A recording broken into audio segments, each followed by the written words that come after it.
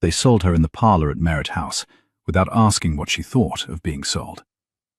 £6,000, her father said through the door, and Charlotte heard the figure echo against the door's brass plate, the way a coin rings on stone. By the time the chaise turned up the long drive at Whitethorn Hall, that figure had become the only number in her head. 6,000. The price of a daughter in spring. She had been told the buyer was a duke. She had also been told the buyer was insane. By the time the carriage rolled to a halt under the dripping yew, she had stopped trying to reconcile the two. The hall, when she stepped down at last, was quieter than any house she had been raised to expect. No footman in livery. No housekeeper on the steps with a curtsy ready. The front door stood half open onto a cold flagged passage and a strip of pale spring light. A man came out of it, not dressed as a duke. Shirt sleeves rolled past the elbows, black ink on the cuffs. He carried a single folded sheet of paper and was reading it as he walked. 3 yards from her trunk, he stopped and looked up, broad-shouldered, no older than 27, with the kind of severe, dark beauty that did not soften when he frowned. He did not bow. "You are 3 days early," he said. "Marriage by license," Charlotte answered. Her voice did not shake. She had practiced that, in the carriage, against the cold pane. "My father wrote that you had it from the bishop already." "Yes." A pause. The frown reached his eyes and stayed there a moment, as if the inconvenience of 3 days were not the inconvenience of her at all, but of his own arithmetic. "Yes, I do. Forgive me. I had hoped to make Whitethorn fit to receive a wife. It is not, currently. Mrs. Pell will see to your trunks. Do you take tea, or would you rather eat first?" She had imagined this man so many ways on the 4 days of road. Drooling in a chair, raving in a back wing, strapped down, naked, pacing. She had imagined being locked in a wing of corridors. She had imagined being struck in the first hour. She had imagined being buried within the month under a different name. She had not imagined a tired man with ink on his cuffs, asking, with grave courtesy, whether she preferred tea or a meal. She was 24, with the dark gold hair and grave grey eyes her mother had once said were wasted on a girl with so little inclination to use them charmingly. She had been told, by a London modiste in passing, that she was the kind of beauty that took an extra glance to see, and a third glance to settle, and her father had not approved of the modiste's tone. The hall on the second look was older than she had registered on the first. Pewter grey stone gave way to a long passage of pale oak that had been waxed perhaps a fortnight ago, and not since. The tall, narrow windows on the south side were curtained in plain, unbleached linen, rather than the heavy velvets one expected at a great house. The curtains, she noted, had been kept clean. There was no smell of dogs. There was no smell of stale wine. The lamp brackets on the wall were set at an unfashionable height, lower than London houses kept them, and each lamp had a small, clean glass chimney, free of the sooting that came of careless trimming. Whoever ran this house, Charlotte thought, did not run it as a duke would. They ran it as a careful tradesman would, who could not afford a single avoidable expense, and did not pretend otherwise. The thought was not an unwelcome one. Her cloak dripped onto the stone behind her in a small, regular pattern. The man who had not bowed was already 3 paces ahead, and waiting. "Tea," she said, because it was the smaller answer, and her hands had begun to tremble in her gloves. He nodded once, the way one nods at a calculation that has settled. "This way." The Duke of Ravenshold did not offer his arm. He held the door and let her go through ahead of him, and did not look at her face as she passed. The corridor smelled of old plaster and a faint, sharp green that took her a moment to identify as boiled willow bark. Her boots clicked on stone the colour of pewter. Somewhere, far off in the house, a child laughed and was hushed. Charlotte Merritt stopped in the middle of the passage, as if she had walked into a wall. "Forgive me," she said. Was that a child? The Duke turned. His grey eyes fixed her, not unkindly, but with the measuring stillness of a man unused to being asked questions on this floor. Yes. Whose? My head groom's. He is 6. He is not in the wing where you will sleep. He paused, as if he had heard, just then, what the question might mean. Mrs. Merritt, there are no patients in this house. There are tenants' children in the kitchen garden, and a midwife at present in the dairy, with one of the tenant women. Whatever you have been told about Whitethorn, you will see for yourself by tonight. She did not know what to do with the careful neutrality of his voice, so she only nodded and walked on. The parlour he led her to had clean linen on the chairs and a small fire, but every flat surface, the side table, the writing desk, the windowsill, was covered in books and folded paper and small numbered tags. He swept a stack of folios off the better of the 2 armchairs with the efficiency of a man clearing his own debris. A lined ledger fell open beside her boot. She bent automatically and picked it up. It was a household chemistry account. Glass, lye, alcohol of wine, distilled water, sulfate of lime. Tidy columns. At the foot of the 3rd column, beneath a calculation in pencil, someone had divided 84 by 16 and written down 5 1/4. 5 1/4, she said, before she had thought at all. It is 5 1/4 exactly. 84 over 16 is 21 over 4, which is 5 1/4. The figure is correct, but you have forgotten to multiply by the 2nd column at the top, which makes the dose 10 1/2, not 5 1/4. You will be giving each child half what you intended. The room went so completely still, she heard the fire find a new vein in the log. The Duke crossed the parlour in 3 strides, took the ledger from her, and looked at the figure. He looked at it for a long time. He answered at last. His voice had changed. Not warmer, only quieter, and he agreed that he would be. I beg your pardon, Charlotte said, suddenly conscious of the ink on his cuffs and the pencil in his hand, and the fact that she was standing in his parlour in a travelling cloak, soaked at the hem. I do not know what I have just looked at. I should not have spoken. You spoke very precisely. He did not lift his eyes from the page. You read chemistry. I read. Her chin came up. She heard it lift. I have always read. There were books my father did not approve of, and my mother could not be troubled to inspect. The Royal Society proceedings came to my brother, who never opened them. I opened them. A short, dry breath that was nearly a laugh. He raised his eyes to hers. Pewter grey, very tired, suddenly attentive.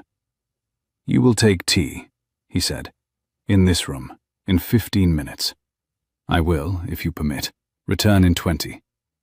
There is a thing I would like to ask you, but I would like to ask it after you have eaten, not before. What thing? Whether you would do me the very great honour, Mrs. Merritt, of looking at the 2nd column.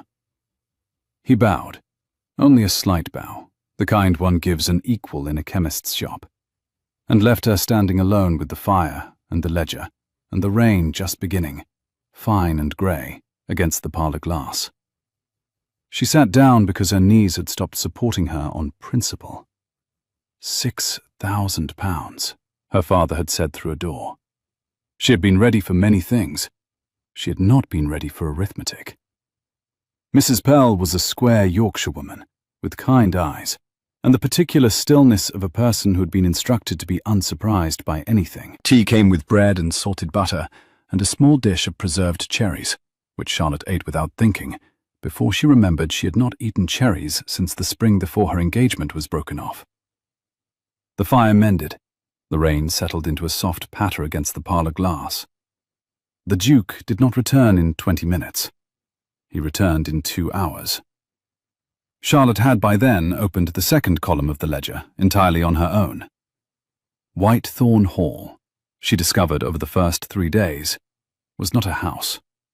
It was the disguise of a house.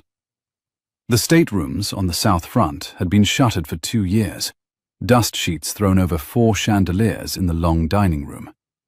The east wing, where Mrs. Pell installed her, had a new mattress, a new washstand, a small writing desk, a vase of paper whites, and a key on the inside of the door which Charlotte was invited, very quietly, to use whenever she pleased. The west wing, behind a baize-lined door beyond the breakfast room, was where the Duke lived. The kitchen wing fed 11 people each morning and twice that on Sundays, and at 3 in the afternoon, every afternoon without fail, 3 women came to the back door with infants and were taken upstairs to a small, clean room where a midwife and one of the tenant women heated linen. There was no patient, there was no madness. There was a household of working people, and a man who did not sleep, and a locked greenhouse at the end of the kitchen garden, whose windows had been painted black on the inside. In her first 3 days at Whitethorn, she walked alone to the boundary of every wing, every garden, every outbuilding she could enter. She walked in the kitchen garden while a tenant boy of 7 explained, with the gravity of an emissary, the differences between leeks and sea kale. She walked the long beach avenue, where mud sucked at her boots and the rooks came overhead in long, indignant lines. And at the end of it, she stood looking down across the river meadow at 4 lambs, trying to understand the concept of running and not yet succeeding.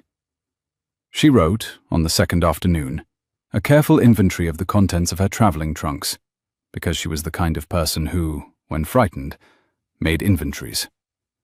She listed the 4 gowns, the 3 pairs of stockings, the 2 pairs of shoes, the small case of pencils her grandmother had given her at 14, the German chemistry monograph she had hidden inside the lining of her travelling cloak, as if it were a contraband, and the single locket containing a curl of her sister Anne's hair. She read the monograph each evening by the fire in the east wing.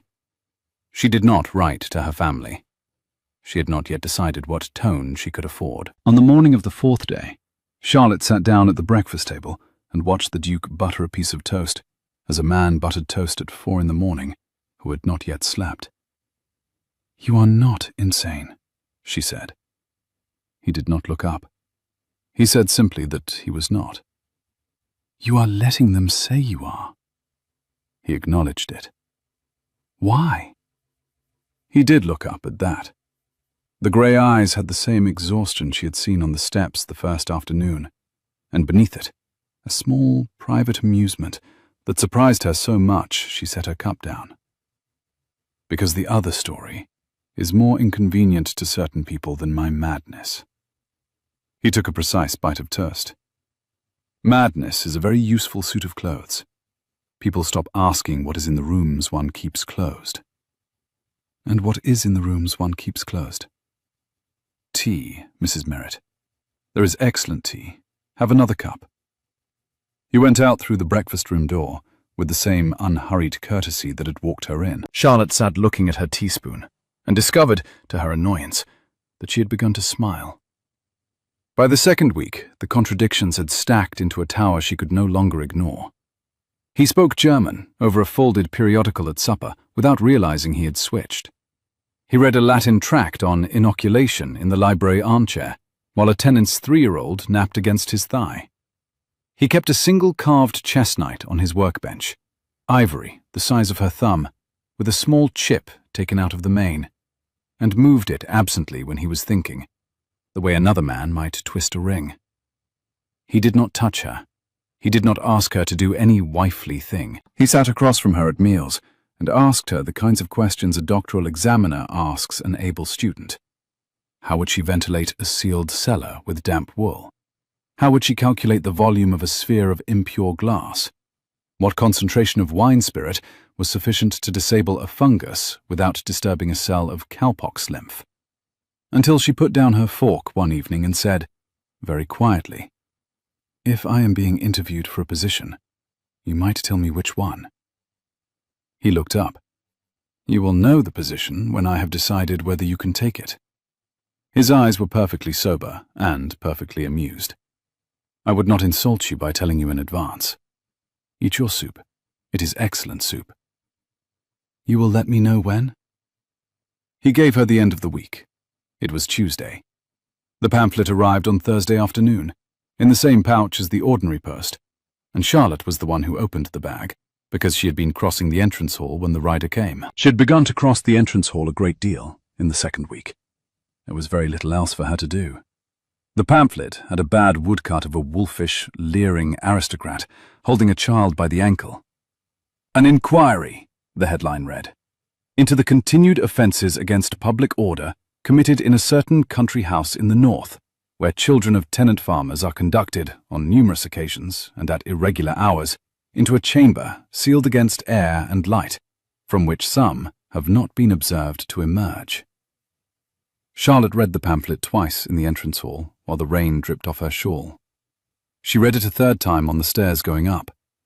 By the time she reached the breakfast room, she had read it 4 times, and her hands were shaking so badly that she set her cup down before she lifted it.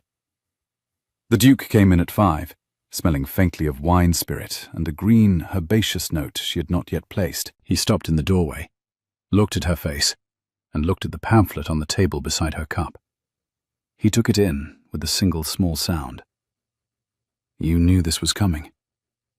"I knew Dr. Vale would publish a 3rd edition. I had not expected him to do it inside a fortnight." "Dr. Vale?" "Lucan Vale, London apothecary. Royal Society associate, regrettably. He sells the unstable cowpox vaccine that fails to keep 5 days at sea. I sell nothing.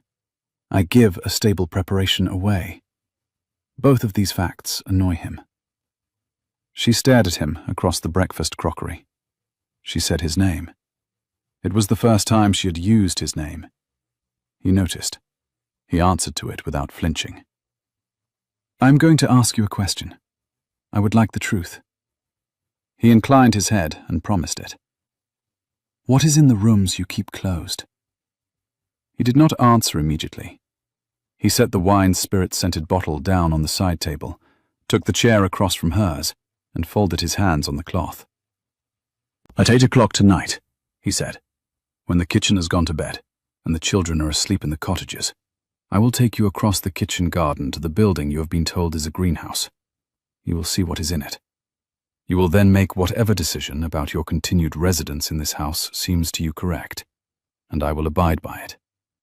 I will not ask you to keep what you see from anyone, but if you mean to leave, I will ask you to leave at first light, before the household wakes, and I will provide a chaise." He stood. He had not eaten any of the bread on his plate. He paused at the door and said it would be 8, Mrs. Merritt. She corrected him with the smaller name. He took the correction and repeated the hour with hers in place of the other. He went out. She watched the bread on his plate and did not touch it, and she did not move from the table for an hour. The greenhouse was not a greenhouse. The windows had been painted black on the inside because the work could not bear sunlight. Theodore unlocked the door with a key he had taken off a chain around his neck and stood aside and let her go in first. The interior was a single, long, narrow room. Iron racks lined the walls floor to ceiling, and on every rack, in tidy rows, sat hundreds of small, sealed glass tubes in iron clamps. Each tube had a paper label, a date, a number, a child's first name in close, careful handwriting. A long workbench ran the center, a microscope on a brass stand, 3 oil lamps with green glass shades lit. The smell, sharp, herbal, faintly sweet, was the same wine spirit and crushed greenery she had been smelling on his cuffs for 2 weeks. In one corner, a great slate, 8 feet tall, leaning against the wall. Children's first names in 3 columns. After each name, a neat row of dates. She walked the length of the workbench and stopped at the slate. She asked how many. Her voice was steadier than she had expected. "Last winter, before we began, we lost 2 of 3 children of the village to smallpox. The Pelhams, the Whitcombs, the eldest Weaver girl. None this year." He had not crossed the threshold yet. He stood half in shadow at the door. 43 children in this district have received the preserved lymph since November. None has taken smallpox. 2 have had a small fever. None has been lost. She turned slowly around. He was watching her. You are doing this without payment. They are tenants. I do not require my children to pay me to keep them alive. And the colonies? He did not answer that immediately. He came in then, and shut the door behind him, and walked to the workbench, and lifted a single sealed tube from the nearest rack. He held it up against the green lamp. The fluid inside was the color of weak tea. London supply spoils within 5 days at sea. By the time it reaches Calcutta, or Antigua, or the Cape, it is inert, useful only as a cruelty, because it cannot prevent anything, but persuades the recipient that he has been protected. I have been working on a method of preserving the lymph in vacuum-sealed glass at a controlled temperature for a period of not less than 4 months. I have, as of last Tuesday, succeeded for 107 days. I require, to ship to Calcutta, a stable preparation of 120 days. I have failed at 121 for 14 consecutive trials. The thing that fails is not the lymph. The thing that fails is the buffering medium I use to maintain the molarity of the salt solution within a tolerance that does not destroy the cell wall by osmotic pressure. She had picked up the tube and was turning it in her hand. Calcium chloride at 4%. He confirmed it. You should not be using calcium chloride. He went very still. The same stillness as the parlor, the first afternoon, when she had corrected the sum. He asked the reason, without lifting his head. Because at the temperature you are storing it, calcium chloride will form a hexahydrate at the lower bound of your range and dissociate at the upper, and you are pulling water in and out of the cell wall every diurnal cycle for 120 days. You require a buffer that does not phase change inside your operating range. I would suggest a magnesium sulfate buffer at slightly under 3%, with a controlled addition of glucose. It would be stable. The literature is German. I read it last winter at home, when there was nothing else to read, and it is not yet published in English. The silence between them was so complete, she heard the fluid move in the tube she was holding. He spoke her name, very softly. She heard him without turning. Would you do me the honor of telling me, for the record, why your family sold you to a man they had been informed was insane? The tube was still in her hand. She did not put it down. Because they had been trying for some time to dispose of me, she said. Her voice surprised her with its steadiness. I read what they did not approve of. I corrected my brother's tutor in front of a guest at 12.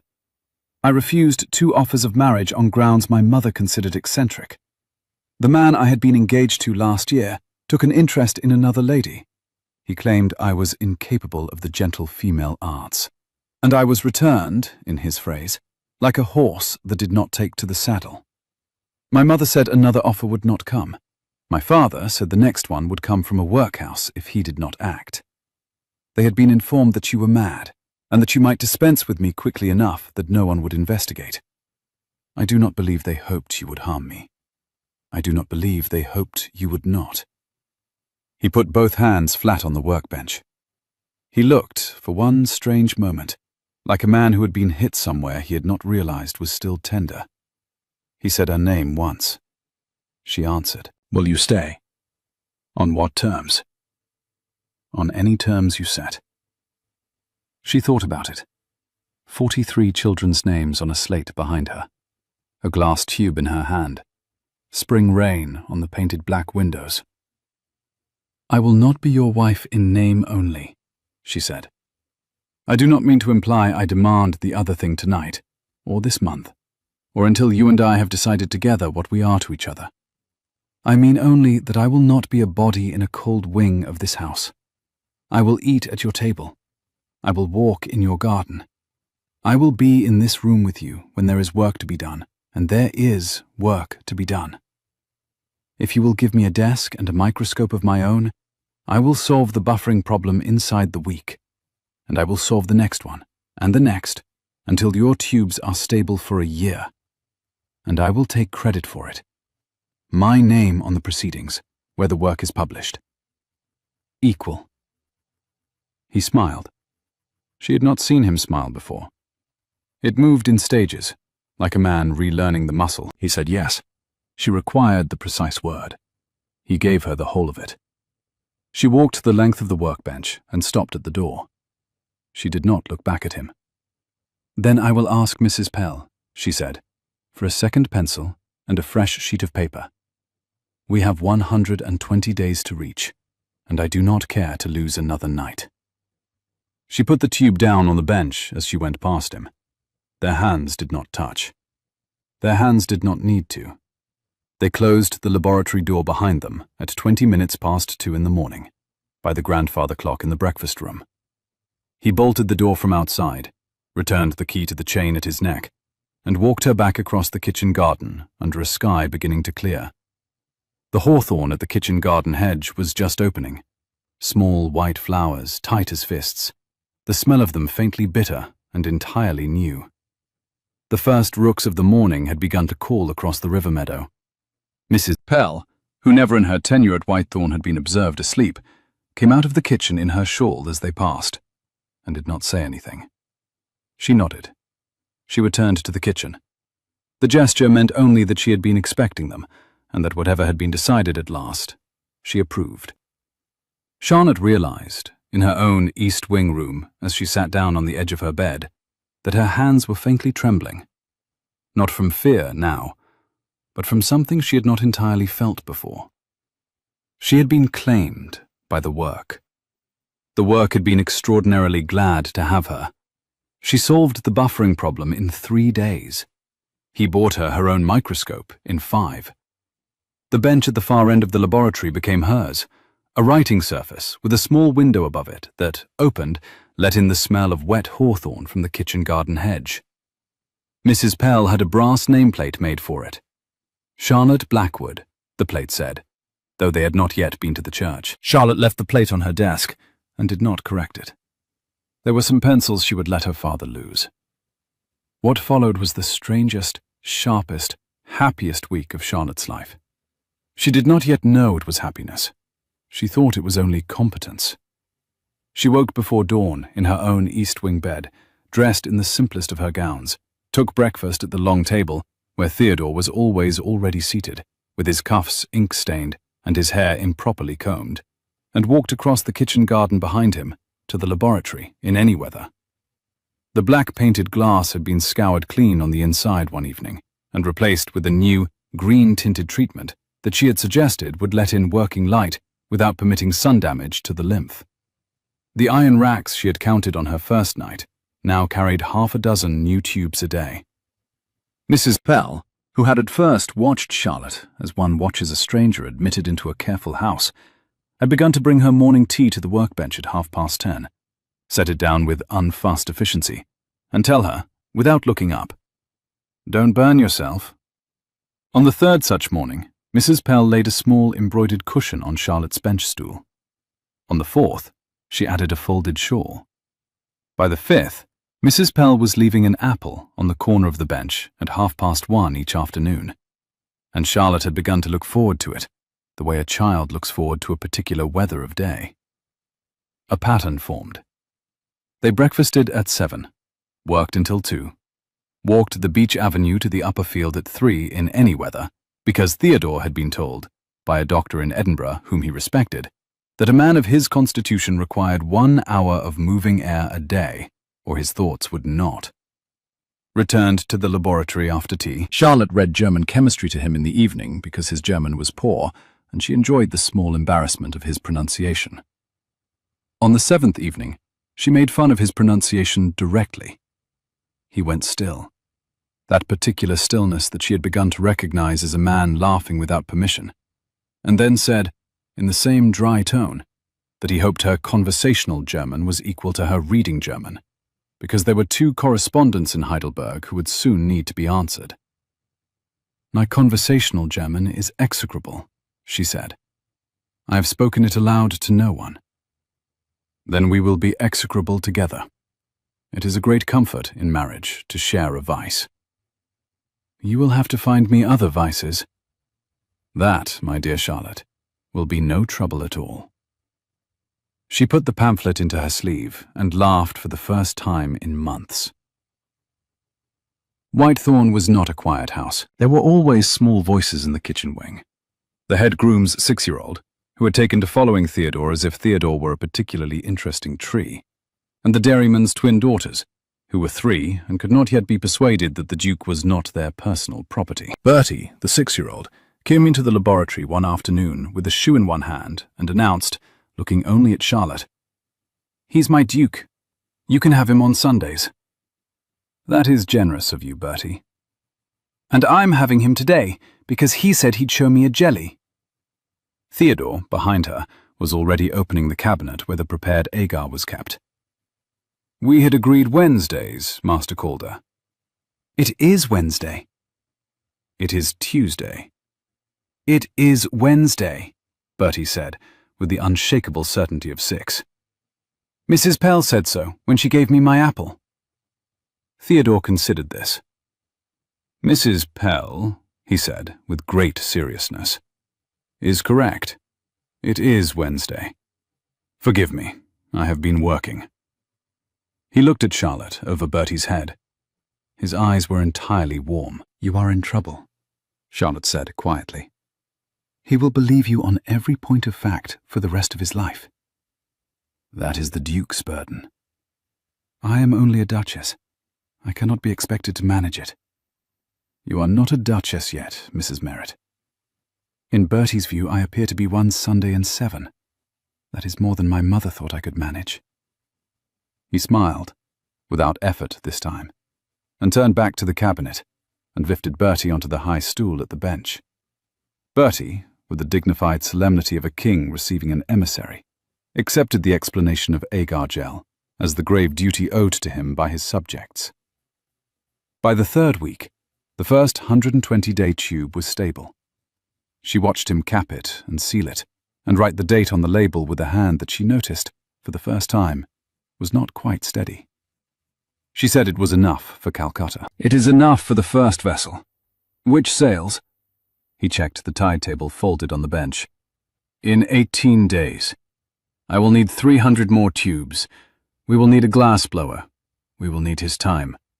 You are about to meet Mr. Halloran of Newcastle. He charges by the hour, and he is irascible. I'm not sure I should subject you to him so early." "You would not be subjecting me. I would be subjecting him." He laughed, properly this time, a single sharp sound that seemed to surprise him as it came out.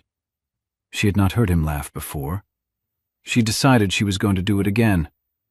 The ball came on a Friday, 3 weeks after the first stable tube. Lady Ashbury sent the invitation because she could no longer refuse to send one without making a public point of refusing. Theodore accepted because Charlotte said that he would. "They will tear pieces off you," he said, as she sealed the reply. "They will tear pieces off you. They will not know what to do with me." He said her name in protest. "Theodore, sit down a moment." He sat. "Let me explain something. They are going to talk regardless. They are going to talk in your house, in their houses, in print, and at all the dinners we will not be invited to. They have been doing it for 2 years. The pamphlet on the 3rd floor of this hall, which I assume you have not read because you do not read those, says that you are removing children from their beds in the night. We have a choice, you and I, about whether to walk into a room and let them see we are upright and sound, with an arm linked, and to give them a different first sentence in the gossip when they open their mouths next morning. That is the entire stake of going to a country dance. Do not invest it with more." He looked at her for a long time. "You did not propose this country dance to me," he said. "I proposed it to you." She agreed without correction. "I am only realizing that you are the strategist." "I have always been the strategist. My mother put me in dancing slippers because she could not figure out where else to put me. The dancing slippers wore through. The strategy did not." He spoke her name. She waited. "Wear your emerald." "How?" she said, after a small pause. "Do you know I have an emerald?" "Because Mrs. Pell unpacked your trunks. Because she described one gown in some detail and asked me whether it would be appropriate for the first dinner you would not be hosting. I lied to her and said certainly. I did not know there would be an Ashbury ball. I am, for the first time since you arrived, willing to be lucky." She wore the emerald. Ashbury Park was a long, gilded house with too many mirrors and a chandelier held up by what appeared to be 3 painted putti, and a great deal of optimism. They came in late, by Theodore's timing, late enough that the first wave of arrivals had already begun to settle into card rooms and corners, and the orchestra had finished its tuning. The room turned to look at them in the slow, complete way a room turns when a thing it has been waiting for arrives. Lady Ashbury, at the head of the staircase, applied a smile she had been keeping on her face for 40 minutes. "Your Grace, Mrs. Forgive me, Your Grace." "Lady Ashbury," Theodore said, and bowed, with a courtesy so exact it was almost a punishment. "My wife, Charlotte. May I present Lady Ashbury?" Charlotte curtsied with the precision her dancing master had drilled into her at 12, and her mother had given up improving at 15. She let her gloved fingers rest, for a fraction of a heartbeat, on the inside of Theodore's wrist, where his shirt cuff met his pulse, and felt his pulse jump. "Lady Ashbury," she said, "the room is beautiful. May I borrow the Duke for one circuit of it? Forgive me. He has not been out of his own library in some months, and he is very nearly afraid to go in alone." A small, real laugh from the woman next to Lady Ashbury, who had not been told to laugh and looked for a moment ashamed of herself. Lady Ashbury's mouth tightened. "By all means." They walked. He inclined his head over hers as they went and murmured, "I am not very nearly afraid." "Lady Ashbury does not know that." He murmured her name into her hair. She inclined her head a fraction in answer. "Did your mother in fact give up improving you?" "At 15, Theodore. Smile at the Honourable Mr. Carstairs. He is staring." The room did not have time to settle into the relief of seeing them speak normally to each other. Lady Caraway, in deep violet silk, came across the polished floor with the tactical certainty of a small frigate, 2 friends in tow as escort. Charlotte recognized her by reputation before she lifted her face, the kind of beauty that had been described in newspapers, the kind of grace that had been engineered, the kind of smile that had caused at least 3 documented duels. "Your Grace," Lady Caraway said, in a voice so carrying that the orchestra paused to hear it. "We have been hoping you would come down among us. There has been some disquiet, quite the most concerning disquiet, about the children of your village. I had not wished to credit it, but the parents of the Pelham boys, and the Whitcomb child, and the eldest Weaver girl, are reported to be in the deepest distress, and I am told by Dr. Vale that none of those children have been seen alive since March." The room hushed. It was a beautiful piece of theatre. Lady Caraway had spaced her sentences for maximum effect, lowered her voice on the word alive, and named 4 families whose names had run in the pamphlet. She knew the Duke would not, in this room, defend himself with the necessary brutality. She knew he had not spoken in public for 2 years. What she did not know was the small reticule on Charlotte's wrist. Charlotte had been holding it lightly. She turned, very slightly, so that Lady Caraway could see her face, and the room could see her face, and she opened the reticule. Out of it came a folded packet of letters, 6 of them, each bearing the seal of a parish minister or a country surgeon, each in a different hand. She unfolded the first and read it aloud. It was the Pelham boys' father, thanking the Duke for the safe vaccination of Tom and Jacob in February, in his own hand, witnessed by the Reverend Mr. Hodge of St. Aldwyn's. She read the second. The Whitcomb mother, signed by Mark, witnessed by Dr. McCallum, the country surgeon, present in this very room. Charlotte looked up. Dr. McCallum, by the orchestra, paled. He nodded. The third letter. The fourth. Charlotte's voice was clear and unhurried, the way a barrister reads a deposition into a record. The room had gone so quiet that the pause between 2 letters contained a single suppressed cough from the supper room and the small hiss of the chandelier candles. By the 5th letter, Lady Caraway had stopped smiling. By the 6th, she had begun to look around for somewhere to put her wineglass. The 2 women who had come across the room with her were, very subtly, no longer beside her. "Lady Caraway," Charlotte said, refolding the last letter and replacing it in her reticule. "I am told that Dr. Vale's name has been mentioned in connection with the report you have just been so kind as to share. I would not wish him to feel slandered. Is he in the room?" A small pause. Then a man's voice from the orchestra side. "I am here." Doctor. Vale was in his middle 30s, beautifully tailored in dark green, beautifully composed, with the small, private smile of a man unused to being addressed by women in public. He came across the floor with measured, unworried steps. "Mrs. Your Grace," he said, with a bow that managed to imply that he was indulging her. "I am at your service." "Dr. Vale," Charlotte said, "would you be so good as to tell us the dose protocol you used in your batch on Tuesday the 8th of April, distributed via Loans & Sons of Newgate Street?" A flicker. Very small. "The protocol is proprietary, Your Grace. I would not bore the room." "You would not bore me." She opened the reticule again. "I have here a deposition by Mr. Loans the Elder, signed yesterday, witnessed by his son, and by Mr. Halpenny the apothecary, indicating that the batch you sold him on the 8th of April, sold for 16 shillings the dozen, was tested by Mr. Halpenny last week and found to contain no active lymph at all. Mr. Halpenny also found, in the buffering medium, an unusual quantity of common alum. Mr. Halpenny's deposition is also in this packet." She looked at him, and he looked at her, and a small, cold understanding crossed his face. "Have you sold inactive vaccine to Loans & Sons, Dr. Vale? It would explain a number of things. It would explain why the children of Lambeth in March suffered the rate of fatality they did. It would also explain why the published rates of your protection, which we have computed from the Royal Society proceedings, and which I have here, are mathematically incompatible with the dosing regime you have publicly described."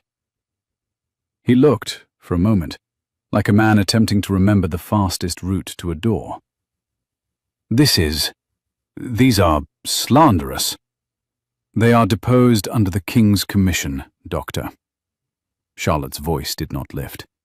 She did not need it to. The room had given her the silence, and she was using it. "If you find them slanderous, you may pursue the matter at the Court of Common Pleas. Lord Hartley is in the supper-room. I observed him going in with Mr. Carstairs not 8 minutes ago, and I am sure that he would oblige you with the courtesy of an introduction to the relevant clerk. We will, of course, be glad to support you with copies of the depositions, witnessed and sealed, by Tuesday's post." The man who had sold inactive vaccine for 16 shillings the dozen looked, for one slow second, at the Duchess who had, 90 seconds earlier, been described in the pamphlets of his own affiliated press as a scandal of compromised morals, and chose, in 3 full seconds of public silence, to bow and to walk, not run, out of the ballroom. Lady Caraway found her glass. She set it on the wrong table. She turned, and a footman beside her offered her his arm with the impassive correctness of a man who had been waiting his whole career for this duty.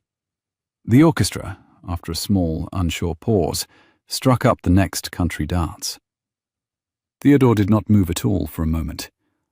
Then he turned to Charlotte and bent his head and said, quietly enough that only she could hear, "If you are not too tired, my dear strategist, I would very much like to dance with you." "I am," Charlotte said, "a little tired. You will have to put up with me." That has not yet, in 3 weeks, been a hardship. He led her into the set. The country dance was the simplest in the orchestra's repertoire, a Sir Roger de Coverley, given out by a leader who had clearly chosen it for ease, and the figures left them, each round, returning to one another at the head of the line. The candles overhead had begun to gutter. The chandelier swung on its old chain in the small breeze of so much movement, and the light moved across the room like the light of a ship at anchor in a calm tide. Charlotte felt, in the small bones of her wrists, the precise turning of a country step she had not danced since her engagement 2 years earlier. The room watched them, and watched, and watched, because they had walked in to be ruined, and now there was nothing left to ruin them with. The Honourable Mr. Carstairs, who had earlier stared from the supper-room door, now stood at the punch table beside Lord Hartley, and was, with the small grimace of a man revising his opinion in real time, asking the older man a question. Lord Hartley was nodding. The orchestra began the second figure. She did not see her own face. She saw his, and it was, for the first time since she had known him, the face of a man who had set down a long-carried weight, and who, on setting it down, had been astonished to find that his shoulders still worked. They drove home through a hawthorn night that smelled of wet flowers and fresh rain. The carriage lamps swung on their iron arms. The small, uneven yellow light moved across his glove on the seat between them, and across the polished walnut of the door, and across her own emerald skirt, which had begun to dry from the dance, and to give off the faint, peculiar scent of warmed silk. Outside, the hedgerows came and went, and once a fox crossed a stretch of paler road, and looked up at the noise of horses, with the unhurried curiosity of an animal that had been told, repeatedly, by a tenant farmer, that it was welcome at this gate. Charlotte counted 7 miles by the milestones, and on the 8th, she watched the last lights of the village they were leaving fall away behind them, and on the 9th, the rain returned, and the leather smelled for a moment of summer harness oil and clean, wet wool. Theodore did not speak for the first 6 miles. Then, in the dark of the carriage, he said, "You did not have to fight for me." "I was not fighting for you." "No? I was fighting for the work. 43 names on a slate." A pause. The wheels turned twice on stone. "And for you. Mostly for you." He said her name in the dark. She answered with his. "I love you. I have loved you, I think, since the first arithmetic correction. I have not said it because I decided early that I had no right to say it to a woman who was sold to me. I am sorry I waited. I would like, if you will permit me, to start saying it now." She did not answer immediately. Outside the window, a hedgerow flicked past, white with hawthorn in the dark. The lantern of the carriage swung on its iron arm and threw its small, uneven light on his glove on the seat between them. She put her gloved hand on his. He turned his palm up, slowly, and laced his fingers through hers. "I love you," she said. "I knew before tonight. I would tell you when, but I think the sequence is undignified for both of us. I should warn you, for the sake of accuracy, that I will continue to require equal credit on the proceedings, that I have a sister I will eventually want to extract from my mother's house, and that I have been quietly composing my reply to my father for a fortnight, and would like to read it aloud to you tomorrow before I send it." He pressed her gloved fingers a small pressure tighter, and said her name. She affirmed it without speaking. "You may extract anyone you wish. You may require equal credit on anything you wish. Read it to me at breakfast. I am, unfortunately, going to need to ask one further question." She waited for it. "Will you marry me?" "We are married, Theodore." "By license, 3 weeks ago, by a clergyman who looked into the room with one eye closed and pronounced us wed in 7 minutes. I would like, if it is not vain of me, to do it again. With banns, in St. Aldwyn's, with Bertie carrying flowers, and Mrs. Pell weeping in the front pew, and the entire village of Whitethorn standing at the back. With your name spoken twice in the open church." "Theodore," she said, "you are, in your way, a romantic."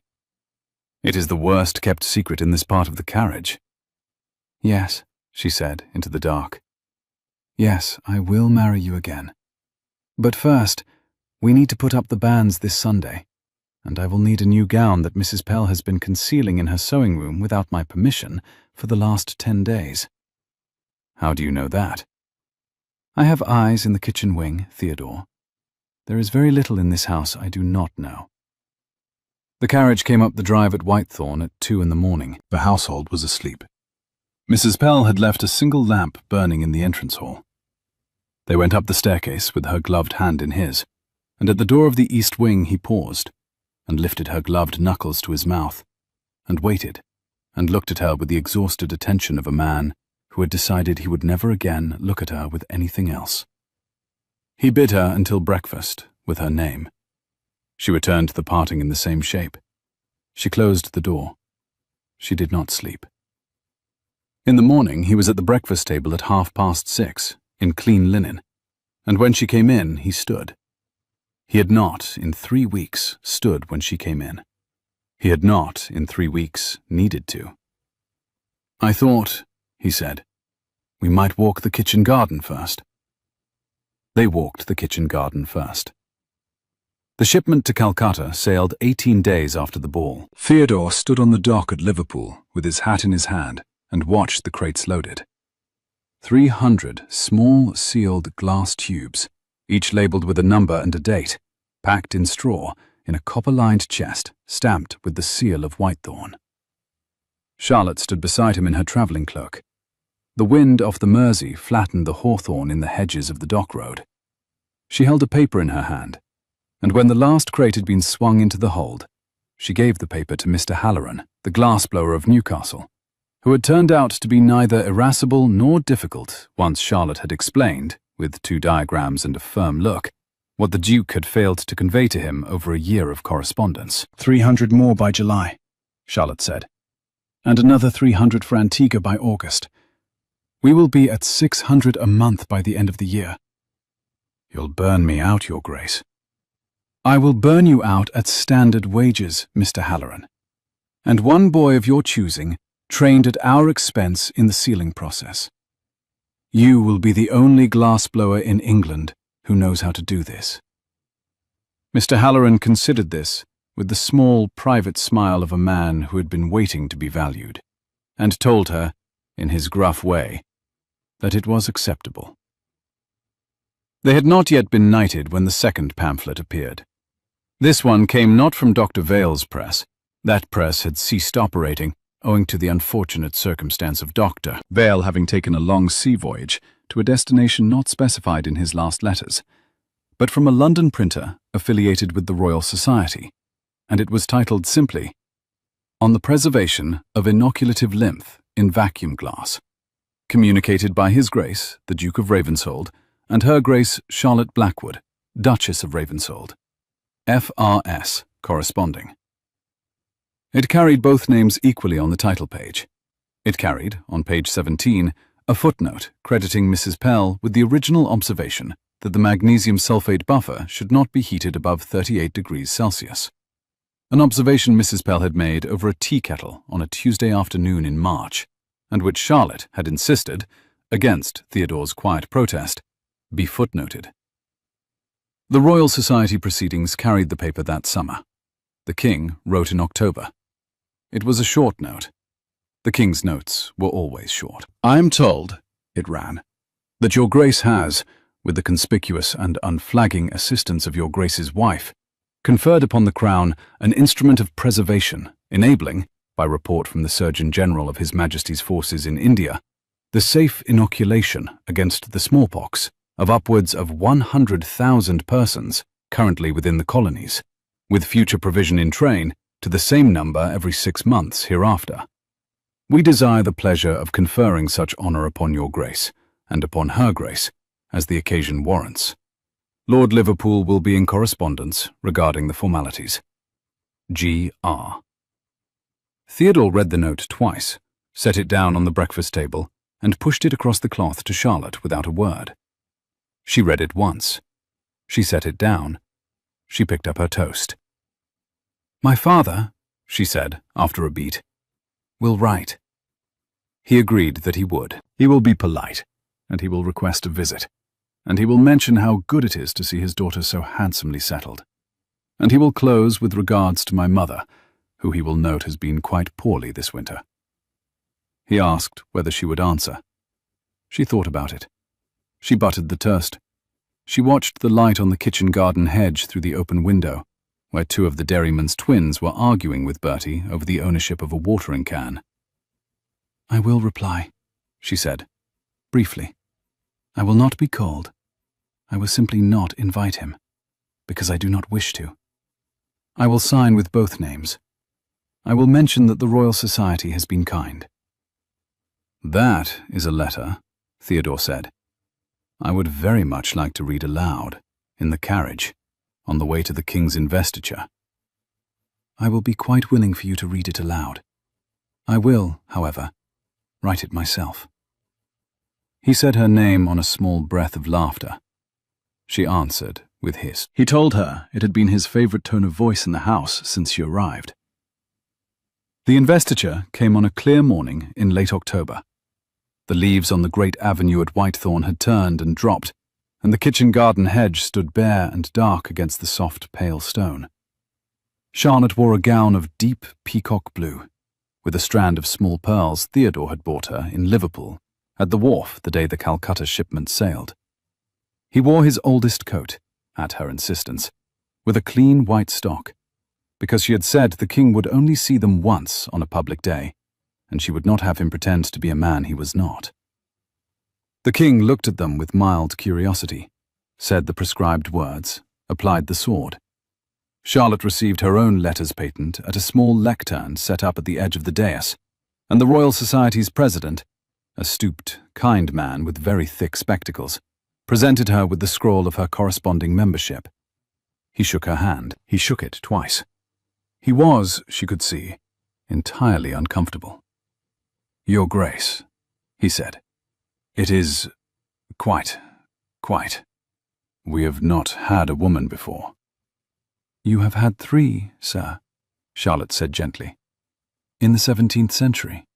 I read the proceedings." Quite indeed. Quite." He shook her hand a third time and walked away, and Theodore, behind her, made a small sound of stifled laughter. "You have terrified him." "I terrified him by reading the proceedings.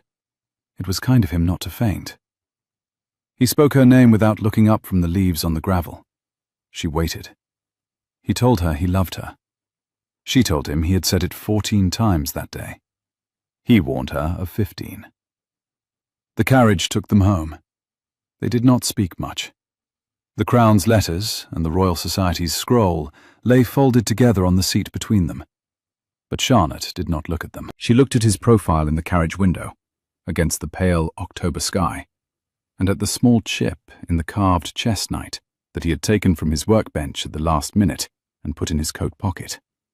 For luck, he had said, with the entirely unembarrassed romance of a man who had decided, at last, to be openly fond of his wife in his own carriage. They came up the long drive at Whitethorn at 3. The rain, when it began, was the same fine spring-into-evening drizzle she had walked through on her first day, 6 months earlier.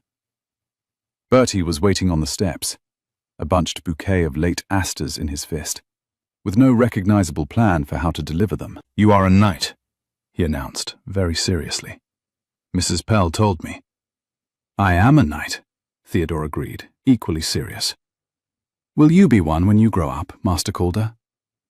"No," Bertie said, with the same dignified solemnity. "I am going to be a glass-blower, Mr. Halloran said." He thrust the asters at Charlotte. "These are for the Duchess, Mrs. Pell said." He thought about it. He nodded once, satisfied. "Good afternoon." He fled. Mrs. Pell was crying in the kitchen wing. She did not pretend she was not. She wept on the Duke's shoulder in the manner of an aunt who had been waiting for a wedding she had given up hoping to see. And then she wept on Charlotte's shoulder for entirely different reasons. And then she went and made tea. By 6, the laboratory was its quiet self again. Theodore at his bench, Charlotte at hers. The carved chess-knight had migrated, as it had begun migrating in the 3rd week, to her bench, where it now sat permanently between her ledger and her microscope. Theodore had not commented on this. He had simply, on the first morning he found it on her side, brought a small enamelled box from his dressing room and set it beside the knight, in case it became cold. It became, of course, the Duchess's chess knight. Bertie, who was not consulted, accepted this distribution of grand maternal property with the same absolute calm with which he accepted the distribution of Sunday afternoons. The order from Calcutta for 40,000 doses arrived in the post the following Tuesday. Charlotte read it aloud at the breakfast table, while Theodore was reaching for the marmalade. 40,000 doses, he said. Mr. Halloran of Newcastle is going to require a second boy. Mr. Halloran of Newcastle is going to require a second hire and a third furnace. I have already written him. I have suggested he ask the city for the lease of the small forge across the lane. I have indicated that we will guarantee the lease for 2 years. By the time the marmalade had reached the Duke's plate, Mrs. Pell had brought the second pot of tea, and the day's first letters had been laid in a neat stack at Charlotte's elbow by John, the head groom, who, having been promoted from groom to understeward in October, on the grounds that the Duke could no longer manage the household receipts, and required, urgently, a man of integrity who could be made to pretend he was a clerk, walked the great central corridor every morning at 7, with the deliberation that Bertie had learned to imitate. The first letter on the stack was from Mr. Halloran, handwritten on the back of a glassblower's bill of lading. The second was a long, careful answer in High German from one of the 2 correspondents at Heidelberg, who had begun, in his last letter, to refer to her as the Duchess in the laboratory, with what Charlotte, from her reading of his earlier opinions, suspected was real respect. The third was a thin, narrow letter from Anne, her sister, postmarked from Sussex, with the seal of their father not yet broken into. You have written him without mentioning it. I have written him at 6 o'clock this morning, while you were still snoring. Forgive me.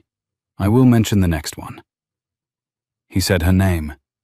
She waited. He could not, for a moment, find the end of the sentence. I am also intending, she said calmly, to write to my sister tomorrow. I have decided this morning that I will offer her the use of the east wing of this house for as long as she wishes, on the condition that she enroll in the small natural philosophy circle Mrs. Pell is forming with the village schoolmaster. My mother will not approve. Your mother has not yet approved of any decision you have made in your life, including the decision to be born. That is unkind. That is also true. We will have my sister by Easter. We will have your sister by Easter. We will have your sister at her own bench by Whitsun, if I have any judgment of the family taste.